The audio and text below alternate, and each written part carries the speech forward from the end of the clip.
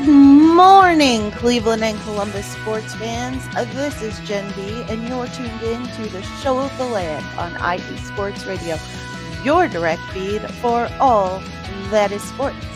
Today, we are going to talk some Cavs playoff basketball, and then we'll get into some hockey with the Blue Jackets and the Monsters. We have a little bit of news about the Blue Jackets, and we will talk about how the Monsters are faring in the Calder Cup playoffs.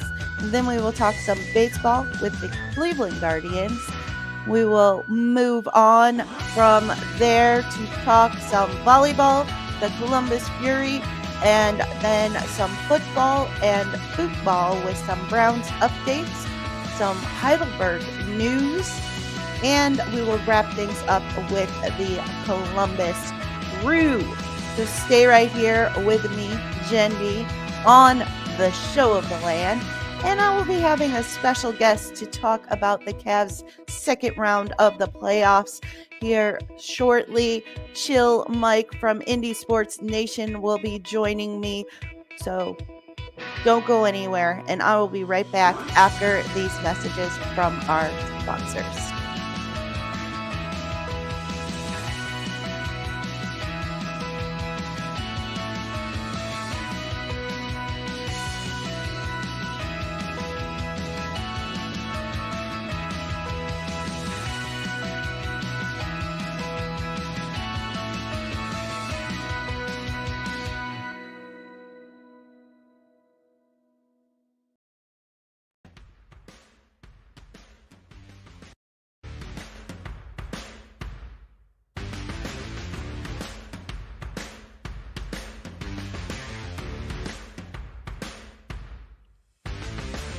IE Sports Radio fans, this show is brought to you by Planet Jerky Premium Brisket Beef Jerky. Planet Jerky is the official jerky of the 2022 California League champion Lake Elsinore Storm, single-A affiliate of the San Diego Padres. This all-brisket jerky has gluten-free options, contains no MSG, no sodium nitrate, is low in sugar, and high in protein. Go to their website at planetjerky.net and follow them on Instagram at Planet Jerky. Planet Jerky, the jerky that's on a whole other planet.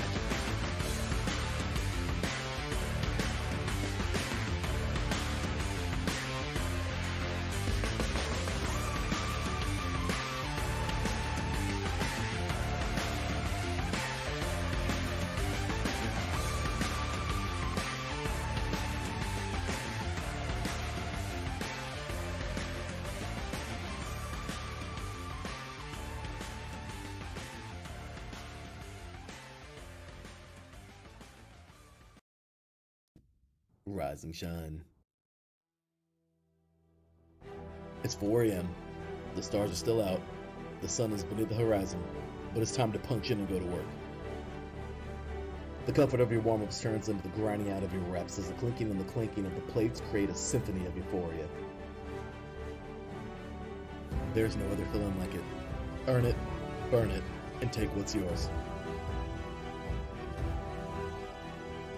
IE Sports Radio has proudly partnered with Vital Apparel, a brand that not only fits great, but also promotes and donates to mental health research. Use our code IESR to get 15% off their comfortable and inspiring gym wear and help them on their amazing journey to support mental health. Go hard, take part in your iron therapy, and be strong. Because when your mental health is as strong as you are, there's no telling how far you'll go.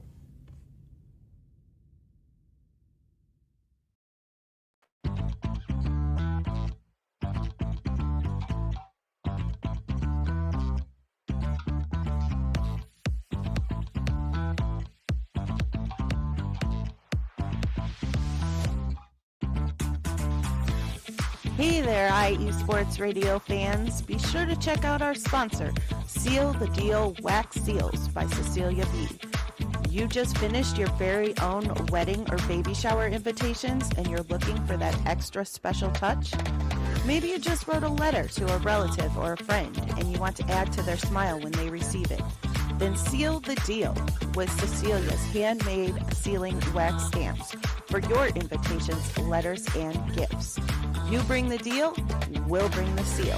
You can find them on Instagram at sealthedeal_wax stamps and on Facebook, Seal the Deal Wax Seals.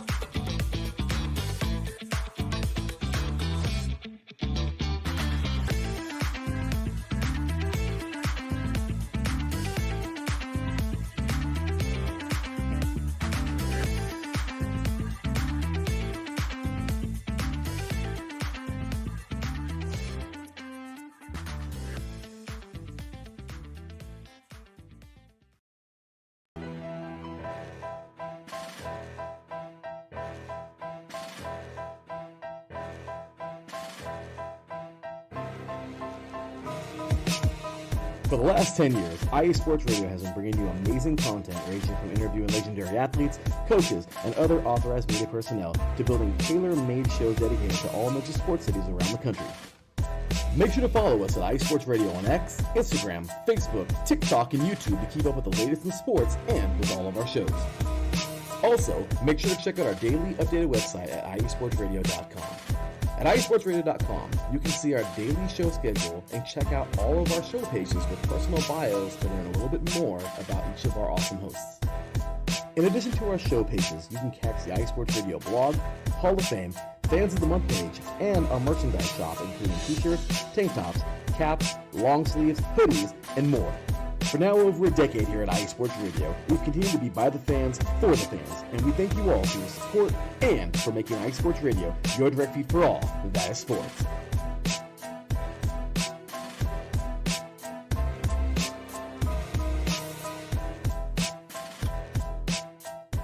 Welcome back to the Show of the Land on IE Sports Radio, your direct feed for all that is sports. I am Jenn B, your host. And before we get started, let's just give another quick shout out to our sponsors, Planet Jerky Premium Brisket Beef Jerky. Head on over to planetjerky.com to place your orders, or I'm sorry, planetjerky.net to place your orders today. Orders over $50 get free shipping. Check out Vital Apparel, VTLapparel.com. Use code IESR to get 15% off your orders. Seal the Deal Wax Seals. You can find them on iesportsradio.com/seal the deal wax seals to check them out and place your orders. And of course, we wouldn't be here without IE Sports Radio. So be sure to look us up on all of the socials at IE Sports Radio. Hit that follow button, and here on YouTube, hit that like and subscribe button and turn on notifications so you don't miss an episode of the Show of the Land or any of our other wonderful shows on the network. You can follow me on the socials, the Show of the Land IE for the show account, and then my personal accounts on IG, Threads, Blue Sky, and X, Believe Land Girl, and on TikTok, Jen.BelieveLand. Shout out to the chat. We have Brian from the Beantown Sports Pound. You can catch him on Wednesdays for all of your Boston sports needs. And then, of course, we have Taryn Rodriguez. He says, have an amazing show. Thank you, Taryn, and good morning to you both. Taryn is the host of Set Point, our volleyball show. You can catch that show on Mondays. He is also the host of the SoCal Supreme Sports Show. For all of your SoCal sports needs, you can catch that show on Fridays. He also co-hosts 3 and Out, our football show, which is currently on hiatus since it is not football season, but he co-hosts that with Larry B, our CEO, and you can generally, during the football season, catch that on Saturday mornings. So let's talk some basketball real quick here. Just going to wrap up how the Cavs finished out the series with the Miami Heat before we bring in our special guest to talk about the series that will be starting this evening. Monday, The Cavs played game 4 against the Miami Heat and absolutely extinguished them, winning 138 to 83. 55-point win. Absolutely insane. The game wasn't even fair. It was Miami didn't even show up. It was crazy. It did not look like a playoff game in any way, shape, or form. Darius Garland was out, but no Darius, no problem. Sam Merrill got the start. Donovan Mitchell led with 22 points. Jarrett Allen had a double-double with 14 points and 12 rebounds. Oh, and he had 6 steals, too. 6 steals. The big man had 6 steals. Craziness. This game was just out of control. I was doing the extra mile when this game first started. I had it on my phone off to the side, just kind of keeping an eye on the score while I was on the extra mile. And before we went live, I told Daryl, I was like, I don't think I even need to watch this game. The Cavs are already up by 22. The game started at 7:30. The show started at 8 o'clock. So, the game started at 7:30, so it didn't really start at 7:30. So they had only played about 5 minutes of basketball when the show was getting ready to start, and the Cavs were already up by like 22. It was ridiculous. At the buzzer at the end of the third quarter, Ty Jerome hit a ridiculous half-court shot, completely unnecessary, and it didn't really look like he was trying to make the shot, but he did. And, like, I hate to say it, but Miami did not belong. They did not belong. Shout out to T5 jumping in the chat. He is the host of the Crescent City Connection, and you can catch him on Saturdays at high noon, his time, or 1 p.m. Eastern. Excuse me. But real quick before I bring on our special guest, quick update on Darius Garland. He was out for the last 2 games of the Heat series. He has resumed full contact practice. However, he is still questionable for tonight. So we'll see how that goes. He's been 1 day on, 1 day off with the full contact practice. So they're taking it easy with him, and I have a feeling he probably will not play tonight, but we'll see. But without further ado, let's bring in our special guest, Big Mike from Indie Sports Nation. Hello, Mike. Good morning to you. Good morning, Jen. How the heck are you? I'm tired. I stayed up too late last night. Do we want to know? I was going to ask you what the heck you were doing, but maybe we don't want to know. Oh, we were watching You on Netflix. Gotcha. The new season came out, and we were like, we couldn't turn it off. So Fair enough. we're like, just one more episode and we'll go to bed. And then that episode finished, and we're like, gotta finish it. I hear you. Because there was I think there were at like 11:30, there were only 2 episodes left. So we were like, might as well just finish it at this point. Right. That's fair. Oh, so we've got Cavs Pacers starting tonight. Yes, we do. So game 1 is tonight, game 2 Tuesday, game 3 Friday, and then we will go on from there. I believe game 4 is Sunday, so I don't have it in my notes because it's after my next show. So, yeah, we got the 8 o'clock slot on Sunday, which I can't stand. Oh, yuck!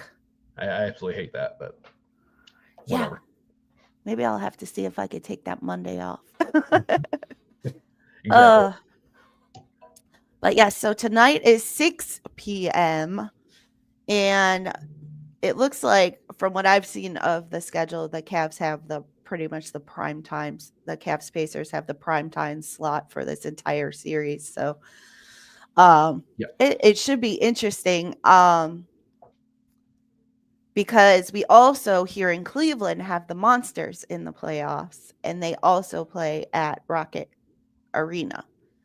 So the Monster schedule has to be worked around the Cavs schedule. So the Monsters are on the road right now, so don't have to worry about them unless they somehow turn around the series that they're currently in, because they're currently down 2-0. Oh, So yeah. they could very well be getting swept and be done. So then we won't have to worry about it at all. There you But so let me put up your follow stuff. Be sure Thank to you. follow Mike on the socials at Indie Sports _IESR and at the Chill Mike. So let's see here. X Factors. So who are your X Factors for this series? Oh man, there's going to be several, I think, for both teams. To be fair, Yeah. but from the Pacers standpoint, so far in the playoffs, we've seen playoff version of Andrew Nebhard. He is typically the guy that is defending the opposing team's biggest offensive threat. And what's up, Larry? So as long as we continue to see his game as continue as it's been throughout the playoffs, I think that's going to be huge for the Pacers. My guess is he'll I mean, we'll see if Garland plays tonight or not. Yeah. If not, that's on slide. If he's out tonight, I think it's an opportunity perhaps for the Pacers to steal one, because in my opinion they have to steal one in Cleveland to have a shot. Yeah. So if that's the case, I see him probably sliding over to play Dion Mitchell, and that it could be advantageous for the Pacers to at least contain Mitchell, which is all we want to do is contain him, because he's killed us for years. Even in Utah, he was never. It seemed like he was putting up 50 points every time he played the Pacers. It was just nuts. So wow. He's been kryptonite for the Pacers for years. So if that happens, we'll see that matchup there. We'll see what takes place. But he's huge in my opinion, just from the defensive side of it. Aaron Nesmith as well, the defensive side of the ball, because it's so funny because this Pacers team last year, you could not say Pacers and defense in the same sentence. Right. They were one of the worst. I think they actually did finish like last in the league in defense. They were atrocious. This year, they're more middle of the pack, which is what, as Pacers fans, kind of what we wanted. It's like, hey, just be okay, because you have the offense that can do it. Yeah. But Nesmith's game stepped up. I mean, not just from defensive standpoint, but his offense has looked really good so far. So he continues that. Nimby continues his thing. That's where I think this could get really, really interesting. Be a really good series. Yes. So for the Cavs, you mentioned Donovan Mitchell being a problem for the Pacers. So yeah. I will say in the Heat series, there was only one game that Donovan Mitchell really played his heart out and came through. He averaged, I want to say, he did have 30 points in the first two games, but in the second game, he had 13 points heading into the fourth quarter. 17 of those 30 points he scored in the fourth quarter. He had 22 in the last game of the series, and I want to say he was at 20 maybe in game 3. Of course, they didn't really need him in game 3 and 4 because they just completely blew the Miami Heat out of the water. But he has not been superstar Donovan Mitchell so far in these playoffs. Now, it very well could be that they just didn't need him to be. So we'll see how that progresses. I will say I was worried going into game 3 because Donovan Mitchell hadn't been stepping up and Darius Garland was out. Right. So it turned out it didn't matter. Sure. They actually beat the pants off the Heat even worse without Darius Garland than they did with him. Wasn't even fair. No, it wasn't. But based on the last press conference I saw from Kenny Atkinson, I don't expect Darius Garland to play tonight. I would be surprised if he does. He had full contact practice on Friday, but they sat him out yesterday. So he, And that's fair. That's a fair point because, too, in my eyes, I mean, obviously I haven't watched Cleveland as much as you have, but in the times of the games I've checked them out, the Cavs are deep, yeah, and that's something that obviously it's been a huge improvement from years past to now for Cleveland. So, yes, I mean, obviously I'm speaking with a little bit of bias here, but I could understand it. It's like, hey, don't rest this. If we got to rest them for one game, I have confidence that we can still win this game. right. So Yes, and I could see them doing that, especially heading into the first game of this series because, it's game 1. If you lose it, there's still 6 more right, games to turn it right. around. If it was a game 7, he would 100% Oh, be absolutely, out there. No absolutely. doubt about it. But and it was the same in the Miami series. I think if Miami had won a game in that series, Darius Garland probably would have played. But there was no need for him to play, and they were talking about him being questionable for game 4. I was like, don't even bother after they beat him by 30 some points or 40 something. I don't even remember what this final score was of game 3, but it wasn't quite the 55 of game 4, but it was pretty close. It was dominant. It was Yeah. dominant victory. Yeah. So, after that, I was like, please don't play him in game 4. Why risk it? Yep. Nope. Don't So, miss it. and he's been dealing with this injury on and off for a while, and he played through it towards the end of the season. So let him get as healthy as he can. They proved with the way the team played the last 2 games in Miami that he doesn't have to be out there for them to play dominant basketball. So I do think it's a different story, obviously, against the Pacers. The Pacers and Cavs match up very evenly. Mm-hmm. So he could be that X factor because he can be slippery and he can be very hard for teams to guard. Right. But with the way Ty Jerome and DeAndre Hunter have been playing so far in the playoffs, I'm not overly concerned if Darius Garland isn't out there. I think for the Cavs, the X factors are obviously going to be DeAndre Hunter. Mm-hmm. He needs to step up in that forward role when Jarrett Allen or Evan Mobley aren't out there, or if for some reason both of them aren't out there. He really needs to step up and get some rebounds and play some solid defense. I mean, he could shoot the ball. There's no question about that. We need to see the defense step up. And then I expect Isaac Okoro will have a bigger role in this series than he did in Miami. They didn't need him in Miami. I mean, he was out there for garbage time for the Right. most part, but they need that defense from him. He bugs the heck out of people. Well, I tell you what, a couple notes on that, and I'm going to give I'm not going to say a name here, but I'm going to give a shout out to someone very dear to me in the state of Ohio, who will appreciate the comment very, very much. There is no bigger bum in the league than Okoro. She's listening. I know. I couldn't resist. How to get a joke in there? But in all bad jokes aside, Hunter's one that worries me. I think more than even Jerome. Honestly, just from a matchup standpoint, Yeah. from a point of view. Not throwing shade on Jerome. Obviously, he's had a good season, and has done well coming off the bench. I'm interested too. I'll throw a few more X factors in from the Pacers side of things. I'm interested to see how Benedict Mathurin does. Obviously, this will be his first playoffs because last year he was out with injury, struggled in Game 5 a little bit. But I'll be yeah. There she is. I saw her comment. There she is. There she is. I knew that's who you were talking about. Yeah. It's a G League baller, but anyway, I'm kidding. But, so Don't worry, Heather. I'll defend him when Mike's done talking. It's all friendly fun. It's all friendly fire. But no, anyway, I mean, Hunter worries me a little bit. But I think Matherin's got to be a little bit more consistent. I think he will be. We'll see how he shakes out. He's a guy who can get to the basket and get it when you need him to.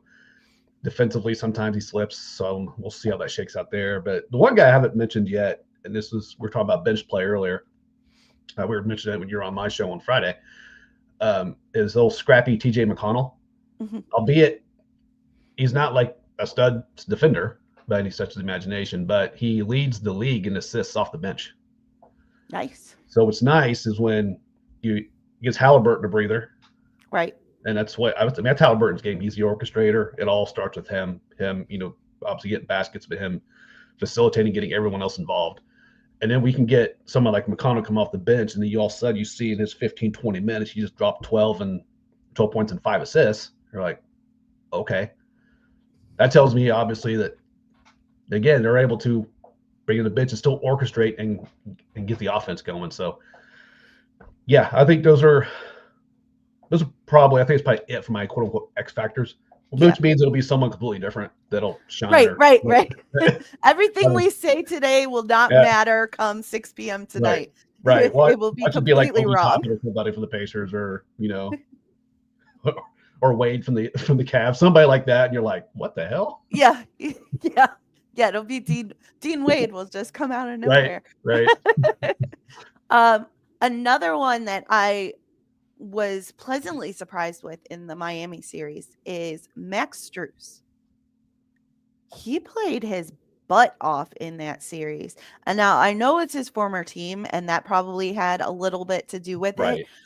But since he came back from his ankle injury, because he missed a good portion of the first part of the season, he has been playing his butt off. And I think part of it was the competition. Last year, he didn't have a whole lot of competition.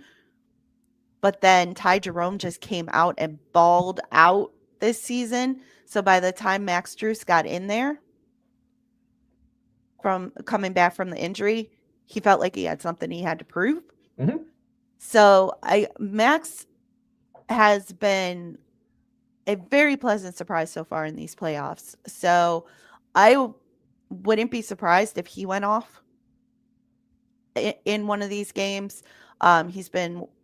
His defense has been improving somewhat. I wish he didn't foul as much as he does, but it can't. Bring on those fouls, baby. Bring on those fouls.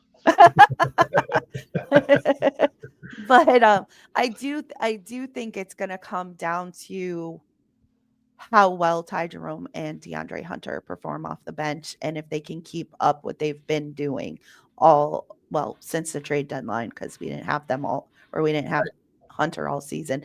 But they went on a 15-game win streak after Hunter joined the team, I think it was, or maybe I think that was a 12-game win streak. They didn't lose a game. They didn't lose for 12 games after they got DeAndre Hunter. So I think he is the most important piece, and how he performs. And then I also think a lot of it is going to come from Kenny Atkinson and how he plays the guys off the bench. He's been phenomenal about what he's done throughout the season. And that was one of the biggest complaints I had about Bickerstaff. Right. Was that he let things get too bad before he made changes. And there was no coming back, where this team has shown time and time and time again, put them down by 25. It doesn't matter. They're going to get back in that game. Mm-hmm. So I do think how he works the bench and the substitutions and all of that, and when he does them, are a big key, and the timeouts, because that was another issue I had with JB Bickerstaff, was that he waited too long to call timeouts. Your team is floundering. Let them regroup. And he just let them keep floundering. And I'm like, what are you doing? You should have called this timeout 5 minutes ago. What are you doing? So that has been probably one of the biggest improvements that I've seen with regards to the new coaching staff. Kenny, as soon as they start a downslide, he calls a timeout and regroups. If it's a small thing and he thinks he can adjust it just by yelling something out onto the court, he will do that. If it doesn't work, then he calls the timeout. But he at least makes an attempt, where JB Bickerstaff would just stand there and scream. Yeah. And until he lost his voice. I'm glad you brought that up, because that's one thing we didn't get to when you and I were talking on Friday, was the coaches and rotations and what have you. Rick Carlisle is, opinion, a very, very good coach. Atkins obviously were also a very, very good coach. So I'll be interested in that from that side of it. It's okay, who does what rotation, who counters, who comes back, yada yada. Sometimes Carlisle, in my opinion, he tries to get too cute and almost overthinks himself a bit. Yeah, that concerns me some coming into the series. If you look back at the last series against Milwaukee, to me that very well. Hindsight 2020, obviously, and it didn't matter. One could argue I should have been a sweep. Right. The Pacers were up 10 going in the second, going into the third quarter on the road. Had dealt that hostile crowd already, and then we just go through these crazy. Milwaukee makes a run, then we make crazy rotations and got away from what happened in games 1 and 2, and then the game got away from them and it was over. Obviously, it didn't matter at the end of the day, but times like that, going against a team like Cleveland, it's like you can't just give a game away like that, because that very well could be a series. So absolutely, yeah, especially when again everything you were doing was working. It's like, why did you get away from it? Right. So I'm a little worried about that, but obviously, you and I discussed coaching matters. So, and yes. It's going to matter. It's going to matter in this series. Goes without saying. Yes, and I will say I am much more confident in this team than I have been in years past with Kenny Atkinson at the helm, because JB Bickerstaff, I loved him. I did not. I not disparaging him. I did think he was a good coach. He just didn't have what it took when it came to the playoffs. He didn't have that extra whatever it is to propel the team to play at the playoff level. And a lot of it is inexperience, because like we talked about before, both teams are fairly young. I think Donovan Mitchell's the oldest Tristan Thompson's the oldest, but he doesn't count. He doesn't play. But like of the starting rotation, I think Donovan Mitchell's the oldest at like 28. And so the last couple of years they've been obviously even younger. So they've gotten at least some playoff experience under their belts. The Pacers made it to the finals last year, or not the finals, but the Eastern Conference Championship. Right. So both teams have that playoff experience under their belt now. The Cavs made it out of the first round last year, which they had struggled with. So I do think I'm very interested to see if our new coaching staff is enough to get them past where they've been. Sure. And to your point, even if Pacers pull the upset, to your point, they're young. This is you still have a young squad. Pacers are maybe a touch younger, but even still, Miles Turner's 28 as well. He's the old man. Yeah. These two teams are going to battle and continue to battle for years to come, I think. So this is just the beginning of it, in my opinion, unless the Pacer ownership decides to get stupid, which could very well happen. So not going to rule that out. Yeah, because I think we talked about this on your show. I think the only guy that the Cavs could possibly lose is Ty Jerome. Right. Everybody else is under contract for at least another year, and the starters are all under contract. I believe it's 2031. It might be 2030. Darius Garland is a little bit sooner than the rest of them because he signed earlier. But the core four, that is. I'm not 100% sure where Max Strus is at on his contract, but I know Ty Jerome will be a free agent after this season. And with as much money as they paid out this offseason, I don't know if it's in the books to re-sign him. I think they need to do everything they can to try to, but I just don't know A lot of it's going to come down to whether or not Dan Gilbert cares about the luxury tax. That's exactly the boat we're in. Yep. So right now, everybody's under contract right now except Miles Turner. I mean, this is his final year of his deal. He has stated basically that this is where he wants to be. All the talk is the Pacers want him back here. I don't think you would let him go at this point. He's been too valuable, especially this year. Right. So they'll bring him back. I have no doubt about it. Now, again, if they want to keep this nucleus here and not let an Obi Toppin walk, for example, who's been pretty good coming off the bench, they're going to have to go into the luxury tax. Right. The Simons have went back and forth on that, said they didn't want to do it, but they would do it if it made sense. I think the good news for Pacers fans is there's a newer minority owner who actually has more money than the Simons. So I think if that's kind of my hope there. It's like, hey, this guy's got some cash here, and even if they lose to Cleveland in this series, you can look at this and go, guys, we're not far. Right. Not far here. We just got a few Right. tweaks here. They're probably, I've said, you and I were talking the other day, Cavs are probably, you're a couple years ahead of the Pacers and with this, building the championship type of team. Pacers are still missing a piece, Right. maybe even two. But in order to get that, they're going to have to go into luxury tax. And, if they don't, then they're going to fall back to, mediocrity. Right. Well, and the Cavs Dan Gilbert did come out and say that he doesn't care about the luxury tax, but that trade for DeAndre Hunter, moving two guys out on that trade, put them below the luxury tax. That's So awesome for you guys. So he says he doesn't care. So hopefully that is the truth, and they do re-sign Ty Jerome, because I would hate to lose that piece off the bench.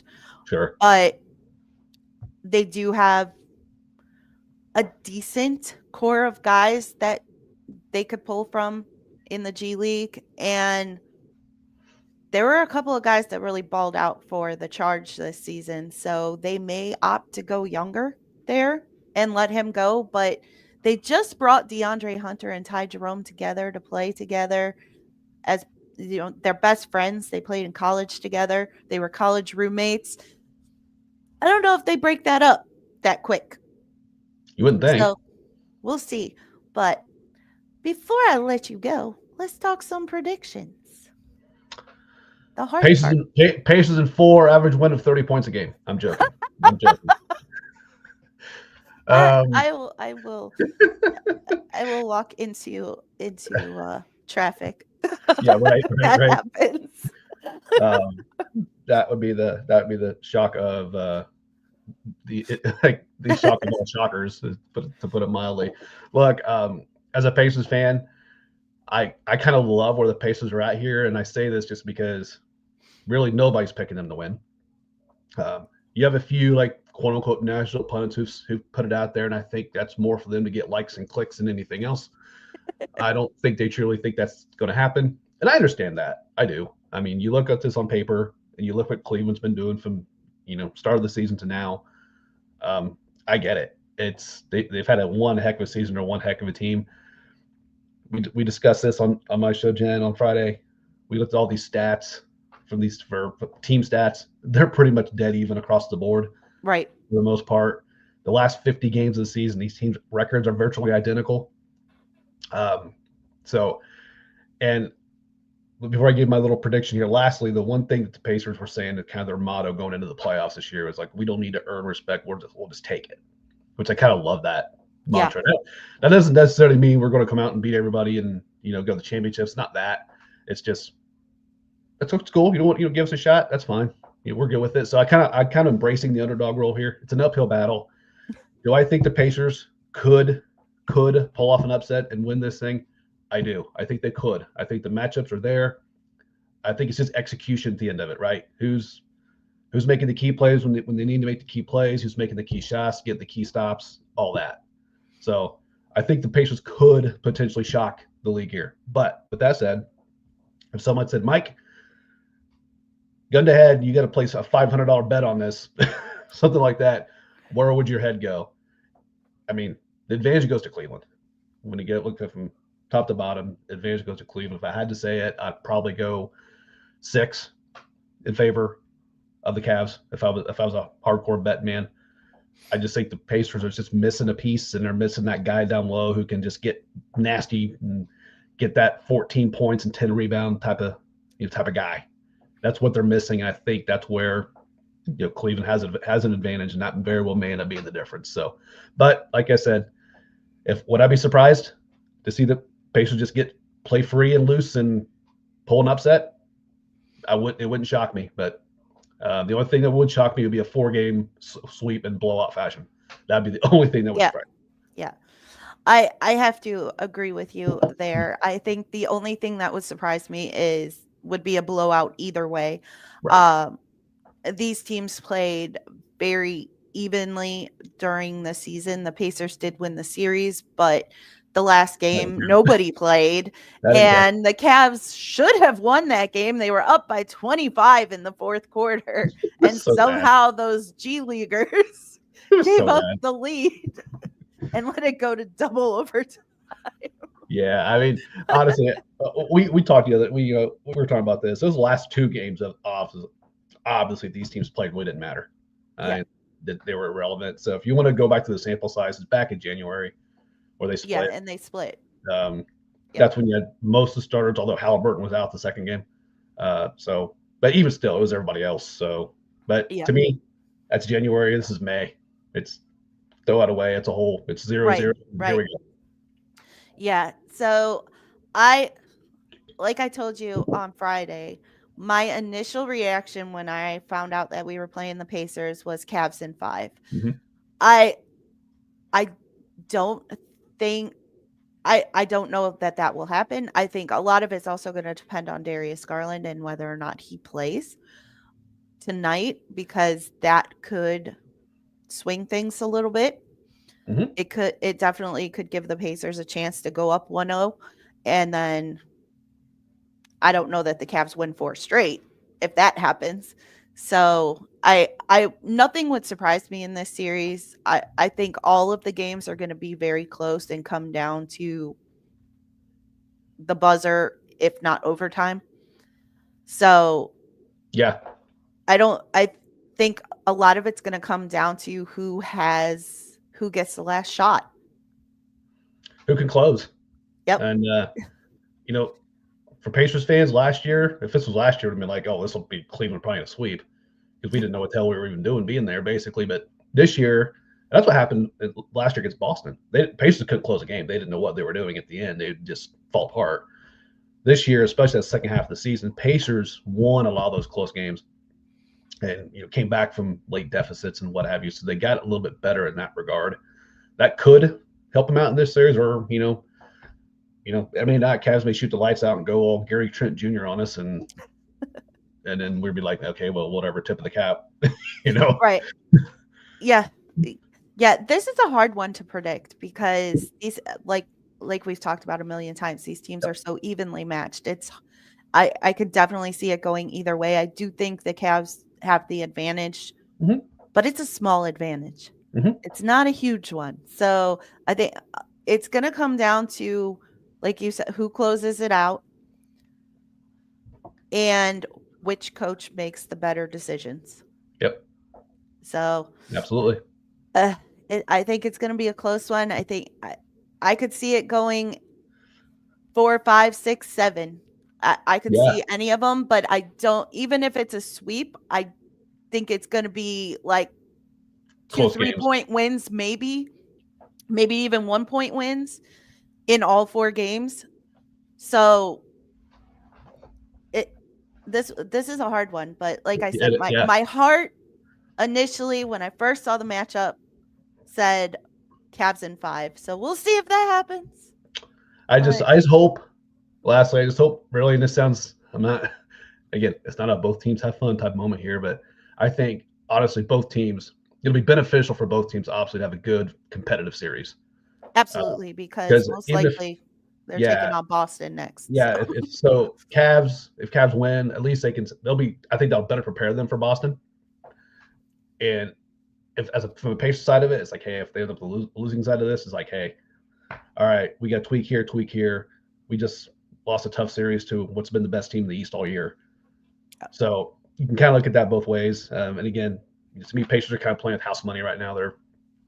as a Right. big underdog. So so we'll see. I think it could be. I think really both teams come out and do their thing. I think it could be really, really freaking entertaining and probably maybe the best series to this point Oh, absolutely. across the league. Larry actually said that earlier. Yep. No, I think he's absolutely right. Yeah, probably the best of the whole playoffs. And I agree because these teams are very evenly matched. The Cavs and Celtics are whatever. Like sometimes the Cavs play well again. The Cavs play like crap against the Celtics for the first half, and then they come back. And sometimes they do it and they come back and win, and sometimes they run out of time. Well, it's funny you mentioned that because here in Indy, some of y'all may not be aware of this, but there are a ton of Boston Celtics fans here. And so, quick history lesson for those of you who may not remember or just too young. There was that guy named Larry Bird. He was pretty good back in the day. Yeah, I never heard of him. Yeah, so obviously, born and raised in the state of Indiana, went to Indiana State. We all know the story. Goes to Celtics. So as a result of that, just him alone, there's a ton of Celtics fans in it. But it continued even after that because you had Brad Stevens who leaves Butler and becomes the head coach. Now he's a general manager for Boston. Yeah. So he's got a big following as well.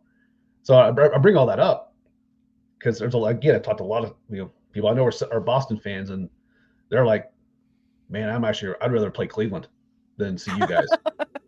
And I'm just kind of like shaking. I'm like, wait, what? Because what are you saying? They're like, yeah, it's like just the way you guys play and the way your style of play and our style of play, we think that kind of scares us. But they would rather see you. They'd rather see Cleveland. I'm like, man, you gotta be careful what you wish for, man. Yeah. I'm not so sure. Yeah, because I'm pretty sure Cleveland's not going easy on Boston. I don't think so. I don't think so. That's they got something to prove. So a chip on their shoulder, no doubt. Because they've been the little sister to Boston all freaking season, even though they've had the better record all season. But everybody's the Celtics. Oh, look at the Cavs here with the best record in the NBA. But it's the Celtics. The Celtics are the team to beat. Well, I mean, you hate to say it, they are the defending champs, and until you knock off the defending champs. Absolutely. And that's what the Cavs going up against the Celtics are going in with a chip on their shoulder. So I don't think that's going to be an easy one. Whoever comes out of this Pacers Cavs series are both going to be going with the chip on their shoulder of Boston, and Boston's going to need to bring it because both teams will be coming at them hard. So absolutely. Well, thank you so much for joining me for our little Cavs Pacers breakdown. And here are his socials. So be sure to follow Big Mike on X at IndySports_IESR and at The Chill Mike. Thank you. Thank you, Jen. And good luck tonight. Yes, good luck in the series. Enjoy the games. Should be a lot of fun. Absolutely. Take care. Have a great rest of your Sunday. You too. We'll see you. Bye. All right, y'all. I am going to take a short break. And when I come back, we will get into some hockey and baseball. So stay right here with me, Jenn B, on the Show of the Land on IE Sports Radio, your direct feed for all that is sports. And I will be right back after this.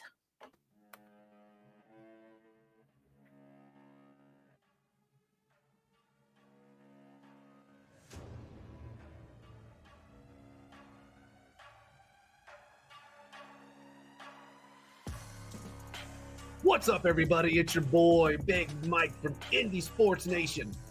Come hang out with me each and every Friday, 5 p.m. to 6 p.m. Eastern Time, where we talk things Indiana sports. We talk Colts, Pacers, Fever, Indy Ignite, and we dive into the college scene as well. Boilermakers, Hoosiers, Irish, Bulldogs, and every school in between. And we don't stop there. We'll sprinkle in some NHRA and cover the IndyCar series.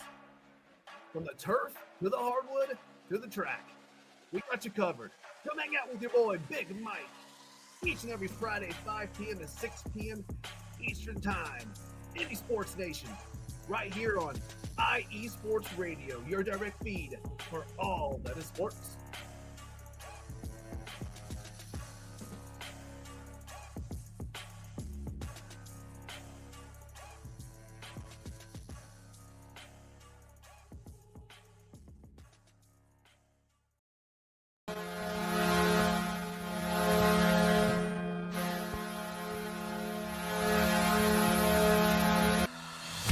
Hockey fans, I'm Adam Kernick.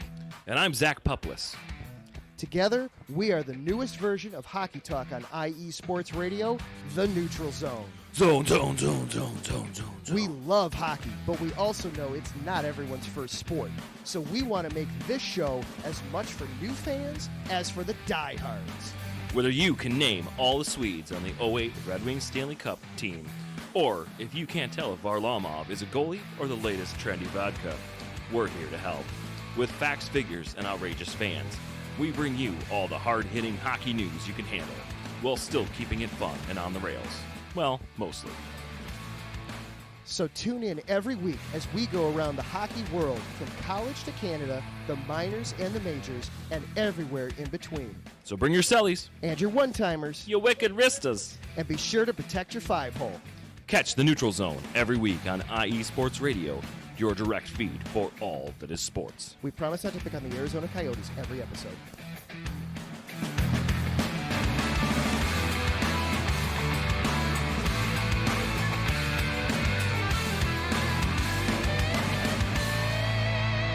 Welcome back to the Show of the Land with me, Jenn B, right here on IE Sports Radio, your direct feed for all that is sports. Shout out to Big Mike for joining me to talk Cavs Pacers. You can catch Indie Sports Nation on Fridays and the Neutral Zone with Adam and Zach talking all things hockey. You can catch them on Tuesdays. Now, speaking of hockey, let's talk some hockey. Got a little bit of Blue Jackets news.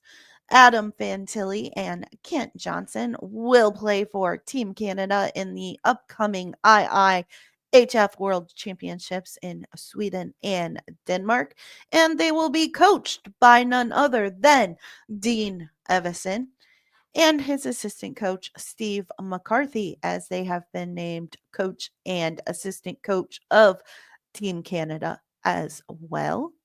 Have a couple of award finalists for the Blue Jackets. Zach Werenski has been named a finalist for the Norris Trophy, and Sean Monahan has been named a finalist for the Bill Masterton Memorial Trophy. So good luck to both of them, Z and Sean. We will see if either of them come out on top and get those trophies. But to us, Columbus fans, there is no one more deserving than Zach and Sean. So we'll see what happens when the awards are announced. But in our hearts, they've already won. Now let's move on to the Monsters. The Monsters have gone down 0-2 to Laval Rocket. They lost game 1 on Wednesday 3-2. Joseph Labate and Denton Matejchuk both scored power play goals, but they still came up short, losing by 1. Friday did not go anywhere near as well. In game 2 on Friday, the Monsters lost 4-0. So, next up, game 3 is this afternoon and is a must win. It is a 5-game series, so if they lose this afternoon, they are done. If they win, game 4 will be Tuesday and game 5 Friday. Of course, they will have to win Tuesday if they win today to get to game 5 on Friday, because it is the best of 5 series.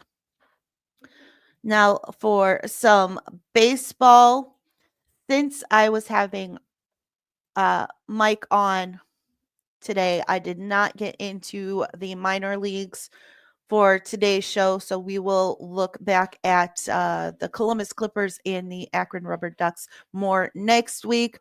But for the Guardians, last Sunday they played their rubber match against the Boston Red Sox and lost ridiculously 13-3. Nolan Jones had a 3-run home run in the 6th, and it was his first home run of the year. So that was an achievement, of course, but still 13-3 loss. Starting pitcher was Logan Allen. He pitched 4 1/3 innings, had 2 strikeouts, 3 walks, and gave up 7 earned runs. Yikes. Guardians made a number of moves this past week. They recalled right-handed pitcher Cody Bolton from AAA Columbus. They optioned left-handed pitcher Joey Cantillo to AAA Columbus.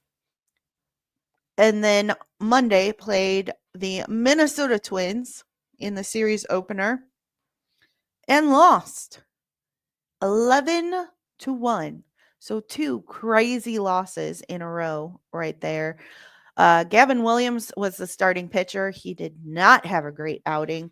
He only went 2 innings, walked 2, struck out 2, and gave up 4 earned runs. Tristan McKenzie cleared waivers and accepted his outright assignment to AAA Columbus, and he has since been sent down to Arizona to work on his delivery. Hopefully, Tristan can get things back to how they used to be, but he has been struggling for the last 2 seasons.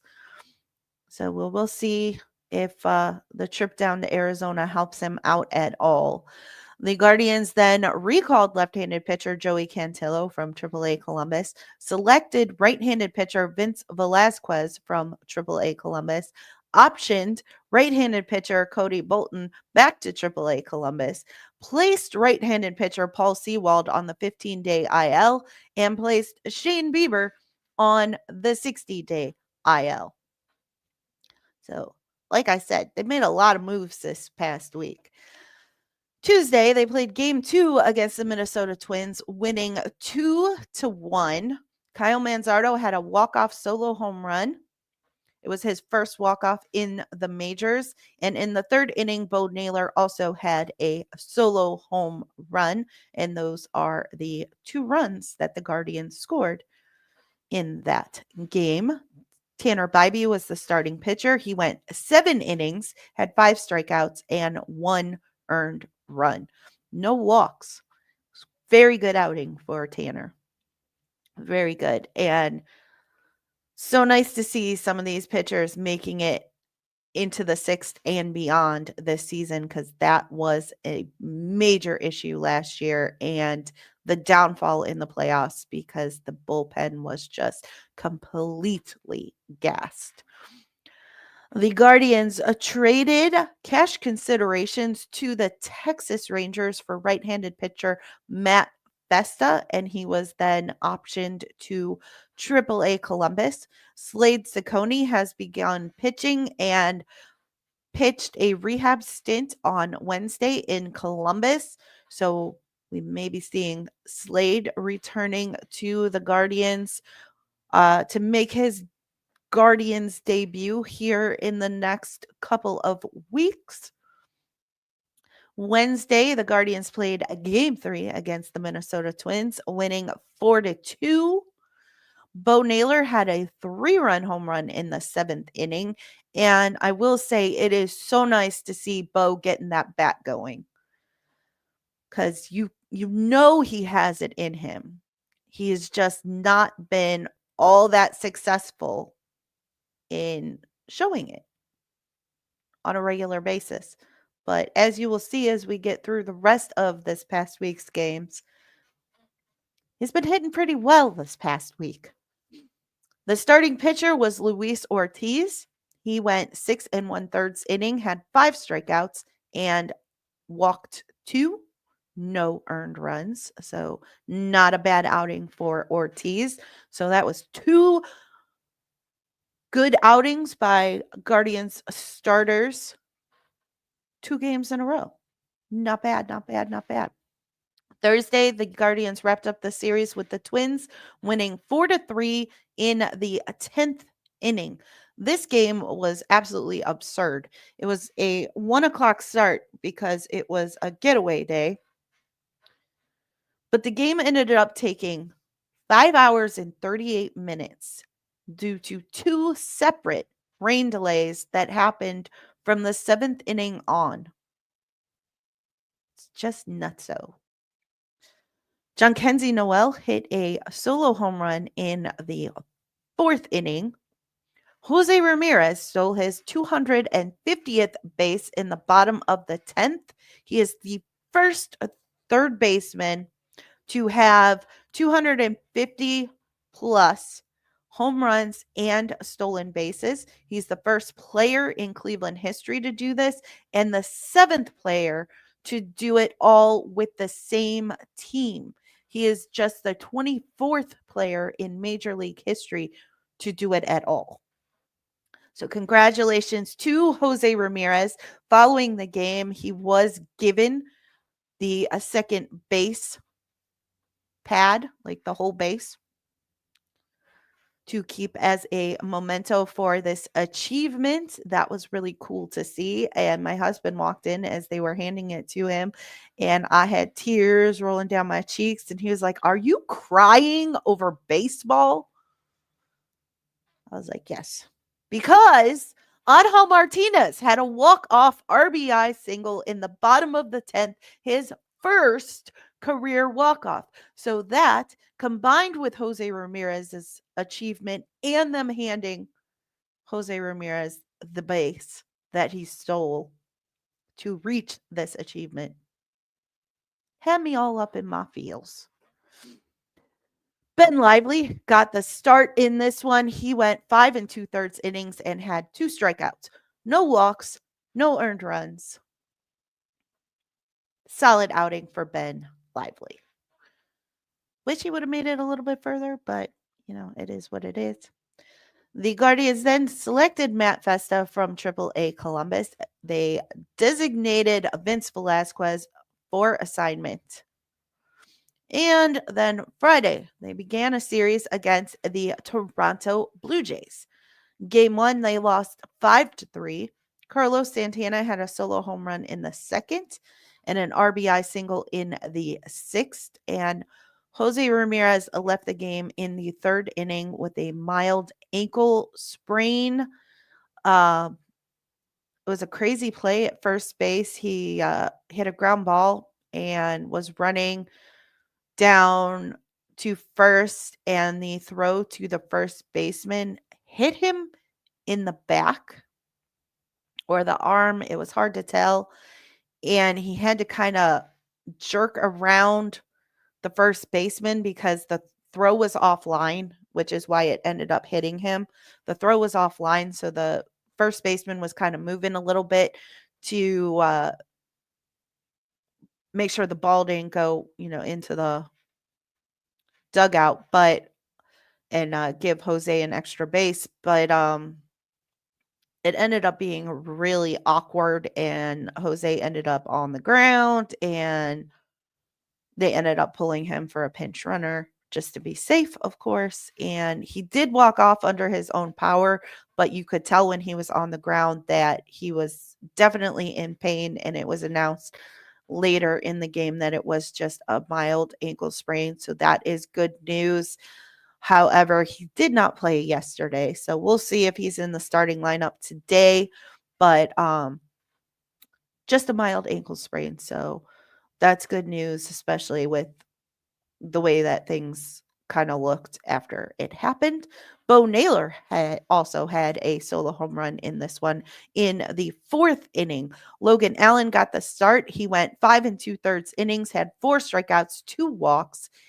and 1 earned run. Yesterday, the Guardians played game 2 against the Toronto Blue Jays and won 5-3. The starting pitcher was Gavin Williams. He went 4 innings, had 9 strikeouts, 5 walks, and 2 earned runs. Though he had 9 strikeouts, his command was awful. So, he had 5 walks and he gave up 2 earned runs. So, I don't know what's going on with Gavin. He's been very up and down all season. I really hope he can figure it out. I do think the weather had something to do with it. It was quite chilly. Well, never mind. They're playing in Toronto. I keep forgetting they're playing in Toronto. It was chilly here, but they're playing in Toronto in a dome. So, yeah, I don't know what his problem is. It probably isn't the weather. Unless they had the roof open. Maybe they had the roof open. I'm not sure.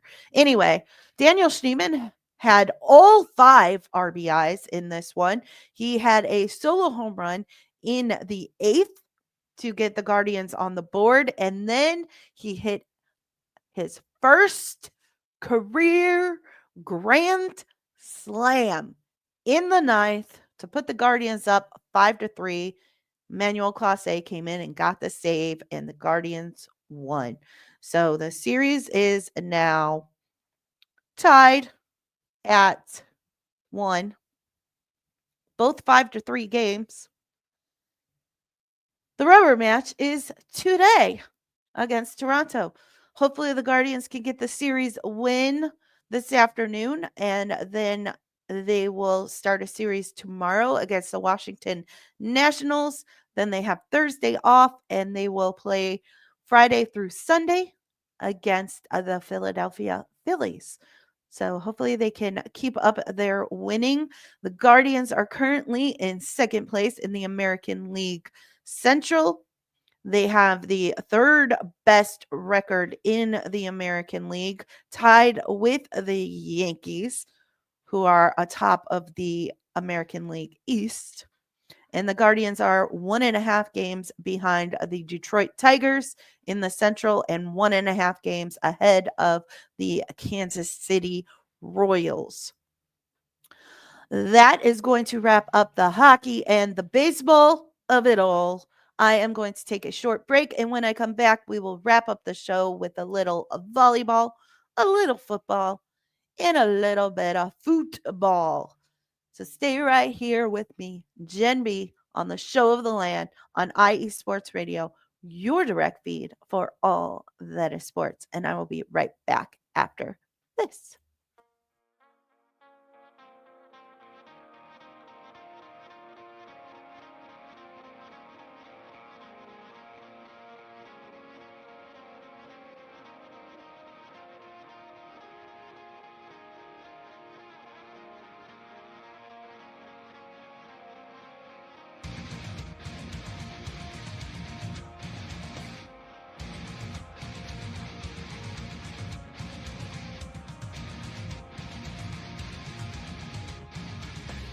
Hey sports fans, do you like wine? Well, we've got the show for you. This is Let's Wine About Sports, a show where we talk about wine and sports simultaneously. From the classic Cabernet Sauvignon all the way down to the grapes that you've never even heard of before. Oh yeah, we cover it all. And we'll talk about a little bit of sports as well.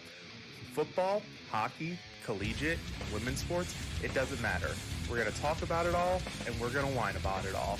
So join me Monday at 8 p.m. on IU Sports Radio, your direct feed for all that is sports.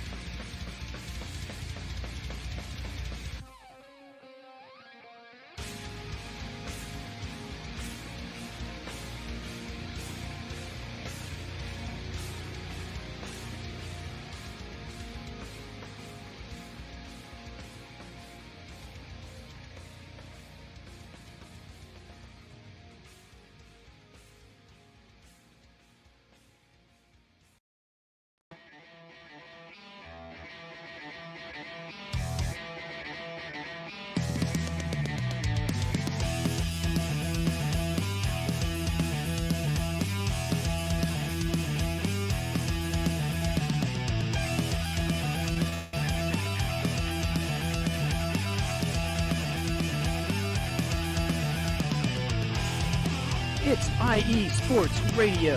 It is your direct feed for all that is sports. It is Philly Sports Talk with Cash and Chris every Tuesday night right here on IE Sports Radio, your direct feed for all that is sports. Philly Sports Talk with Cash and Chris is the most comprehensive view on Philadelphia sports exclusively right here on IE Sports Radio. You know what it is, your direct feed for all that is sports. Tuesday night, IE Sports Radio, Philly Sports Talk with Cash and Chris. Welcome back to the show of the land on IE Sports Radio, your direct feed for all that is sports. I am your host, Jenn B. Be sure to check out those shows. Oh, Let's Whine About DMV Sports. You can usually catch him on Saturday nights, but he will actually be on this afternoon this week. So check out Mike Pat on Let's Whine About DMV Sports here in about 2 hours. And Philly Sports Talk. You can catch them on Thursdays, usually, occasionally Tuesdays, but they're usually on Thursday evenings. Now, let's talk some volleyball. Or maybe not, because the Fury didn't win this week at all. They won. I take that back. They did win one set. One set all week. One set. Sunday, they played the Orlando Valkyries, losing the match 1-3. Set 1. What is happening here? Oh, yeah, they won set 1. That's it. They won set 1, 25-22. Then they lost set 2, 3, and 4, 27-20, 22-25, 18-25. Thursday, the Fury played the San Diego Mojo and were swept, losing set 1, 20-25, set 2, 21-25, set 3, 21-25. Wah, wah, wah. And the Fury's last match of the season will be this afternoon against the Vegas Thrill. Hopefully, they can go out with a win. We'll talk more about how their season wrapped up, what their final standings were, and all of that fun stuff next week. But yeah, not a great season for the Columbus Fury. Hopefully this offseason they can turn things around and have a more competitive season next year. Let's talk some football. Got a little bit of news out of Berea, Browns camp. The Browns signed one more UDFA that I did not mention last week. Offensive lineman Justin Osborne out of SMU. The Browns also met with free agent wide receiver Deontay Johnson on Monday and subsequently signed him to a 1-year contract. The Browns also opted not to pick up Kenny Pickett's 5th-year option. They applied the rarely used unrestricted free agent tender to Elijah Moore. He, however, did sign with the Buffalo Bills on Wednesday. So the Browns have a possibility for a compensatory pick for Elijah Moore. That's basically all that means.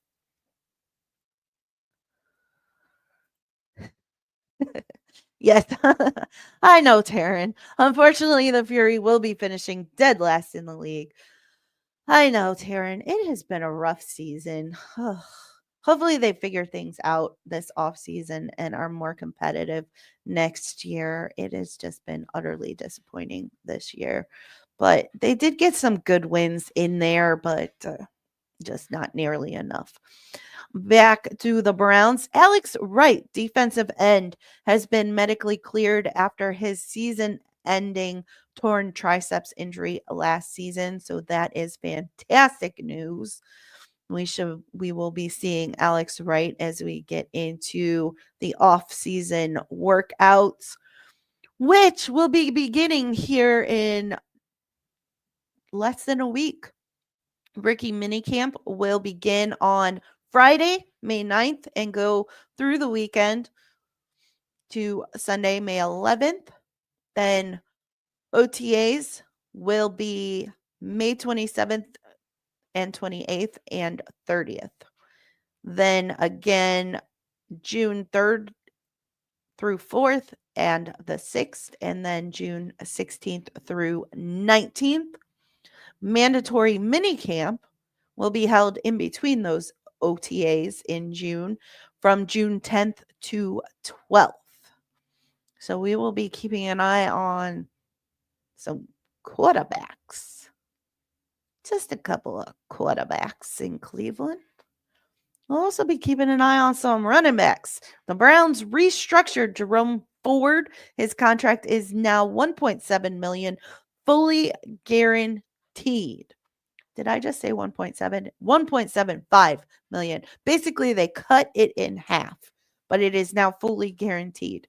So he is most likely no longer a cut candidate, but they made his contract more tradable. This could mean no Nick Chubb coming back, but it could also mean that the Browns are looking to trade him and we're looking to make him more trade friendly so that they can re-sign Nick Chubb. We will see what happens. As of the last time I looked, Nick Chubb is still a free agent.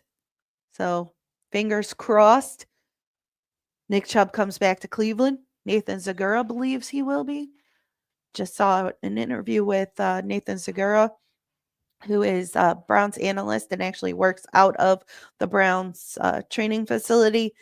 He believes that Nick Chubb will be back. He said there is a giant, like 8x6 mural of Nick Chubb in the training facility. He's the heartbeat of this team, so he does not see the Browns going into the 2025 season without Nick Chubb on the team, but we will see what happens there. A little bit of college news. Heidelberg announced their captains for the 2025 season. These were voted on by their teammates, and the captains are Trey Ferris, senior inside linebacker, Griffin Reese, senior cornerback, Zach May, who is a junior offensive lineman, Kobe Hooker, who is a senior defensive lineman, and Logan Streaker, also a senior inside linebacker. Congratulations to those young men earning the votes of their teammates to be the team captains for the season. I did find it interesting that there is only one offensive player in the captains, and it's an offensive lineman. That struck me as odd. And to me, doesn't bode well for how their season will go because it doesn't sound like there's a whole lot of confidence in the quarterback. Guys. Ugh. So we'll see. They do have to contend with Mount Union, so there's that. And John Carroll, who really stepped it up last year, too. Now for the Columbus Crew. Love this team. Max Arfston was named to the team of the match day starting 11 for match day 10. Congratulations to Max on that achievement. Last night, the Columbus Crew took on Charlotte FC, winning 4-2. Dylan Chambos had a goal at the 25-minute mark. Diego Rossi had a goal on a penalty kick at the 39th minute. Aze Jackson with a goal at the 51st minute. And Jason Russell Rowe with the last goal for the Crew at the 81st minute. AZ Jackson was named man of the match. And guess who's back in first place? That's right, the Columbus Crew in first place, by 2 points over Cincinnati FC and Philadelphia Union, who the Crew will be playing on Saturday. That is their next match. Congratulations to the Crew and to Max Arfson for making the team of the match day for match day 10, and to AZ Jackson for being named the man of the match for last night's match. That is going to wrap things up for me, Jenn B, here on the Show of the Land on IE Sports Radio, your direct feed for all that is sports. Thank you, one and all, for joining me on this Sunday morning. Well, now it's afternoon. And another shout out to Big Mike from Indie Sports Nation for joining me to talk some Cavs, Pacers. Be sure to check him out on Fridays on Indie Sports Nation and on the socials at Indie Sports_IESR and at The Chill Mike. Have a fantastic rest of your weekend. Go Cavs, go Monsters, go Fury. Who else is playing? Oh, and go Guardian. And if you have time, check out those races and catch me tomorrow on. Sorry. Ooh. Got a tickle there that came out of nowhere. Oh, check out those races, F1, NASCAR, and catch me tomorrow on the Extra Mile with Daryl Kinsey Jr. Have a fantastic rest of your weekend and an even better week going forward, and I will catch you all here next week, same time, same place, on the Show of the Land with Jenn B here on IE Sports Radio, your direct feed for all that is sports. Next Sunday, 11 a.m. Eastern. Have a fantastic rest of your day.